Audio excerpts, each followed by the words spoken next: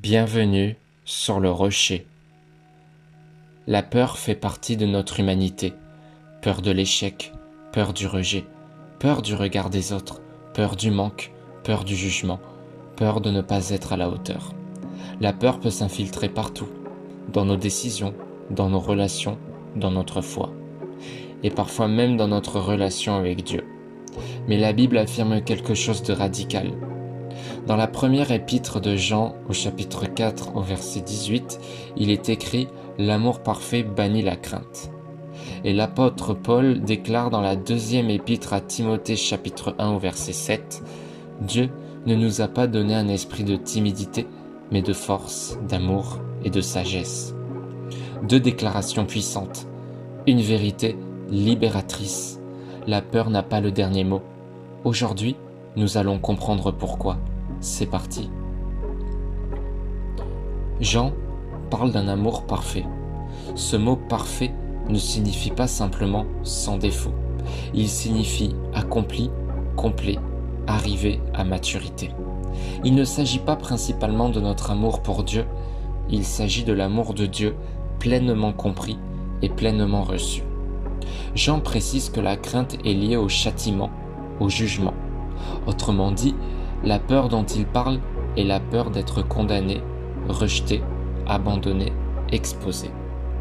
Quand quelqu'un vit dans l'insécurité spirituelle, la peur s'installe. Et si Dieu me rejetait? Et si je n'étais pas assez bon? Et si je n'étais pas vraiment sauvé? Mais lorsque l'amour de Dieu est compris profondément, quelque chose change. La peur du rejet diminue, la peur du jugement disparaît, la peur d'être abandonné s'effondre. Pourquoi? Parce que l'amour parfait signifie accepter malgré mes faiblesses, aimer malgré mes limites, garder malgré mes luttes.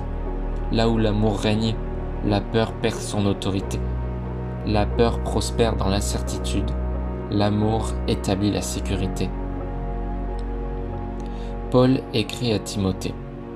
Timothée est jeune, responsable, peut-être impressionné par l'opposition, peut-être intimidé par les critiques.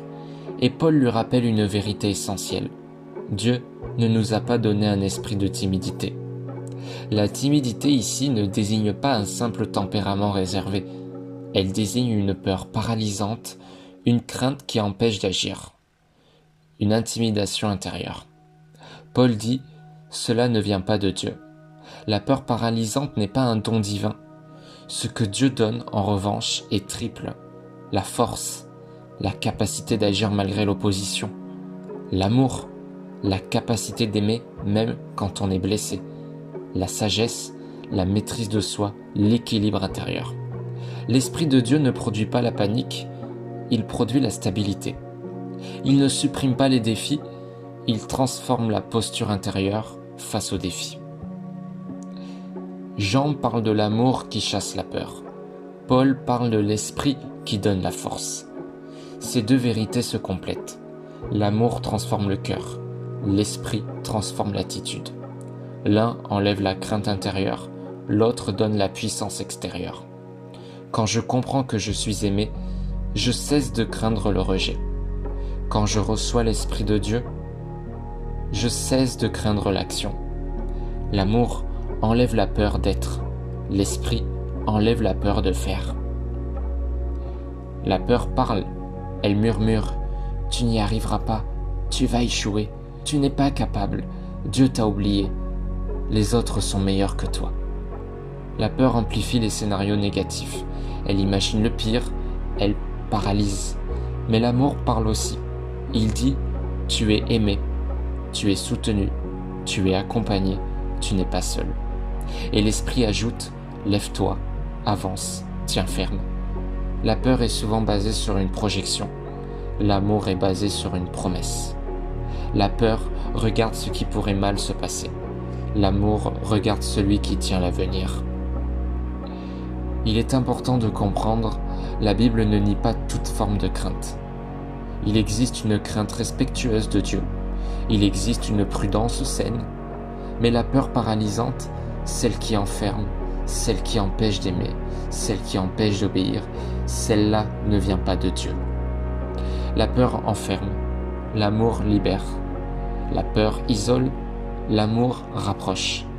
La peur paralyse, l'esprit fortifie. Pose-toi cette question. Ta vie est-elle dirigée par la peur ou par l'amour?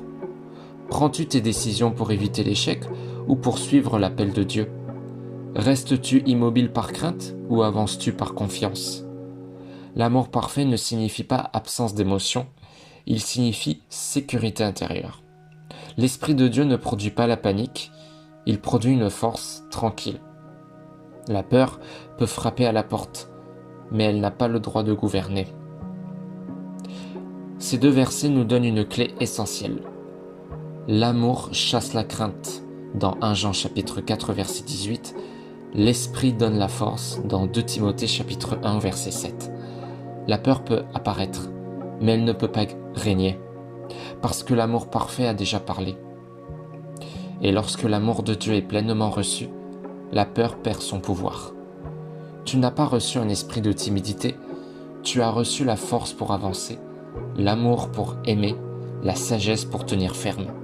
Et cela change tout. Si cette étude t'a fortifié, abonne-toi à la chaîne pour approfondir chaque jour un verset de la Bible. Ici, nous ne laissons pas la peur décider. Nous apprenons à vivre par l'amour et à marcher par l'esprit. Que ton cœur soit affermi, que ta foi soit stable et que l'amour parfait chasse toute crainte. À demain pour une nouvelle étude. Prends soin de toi.